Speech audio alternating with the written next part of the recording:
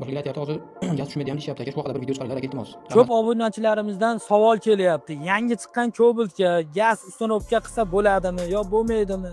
Yo bo'lmasa qo'yib bo'lmas ekan degan savollar ko'p kelyapti. Videoni oxirigacha ko'ring, batafsil tushuntirib ko'rsatib o'tamiz. Eski Cobalt bilan yangi Cobalt'ning farqi miyasida, ekkamalazerida, tortishida ancha farqi bor. Bu yangi versiya bilan chiqqan, harakatlanishi ham, tezligi ham kuchliroq bo'ladi.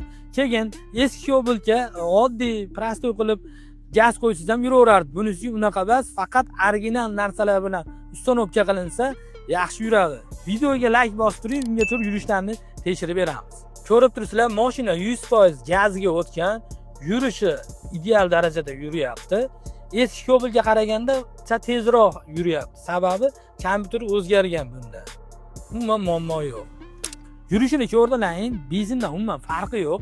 Endi oldinlariga kelsak, bir qator ko'rsatib o'tamiz. Bunga Yevropa gazdan 32 ga 4 rail original injektorimiz, Polsha reduktorimiz, mashina narsalar bilan uстановка qilinsa ideal darajada yuradi. Bu videoyimizni yangi Cobalt olganlarga jo'natib qo'yasiz. Obuna bo'lish esdan chiqmasin.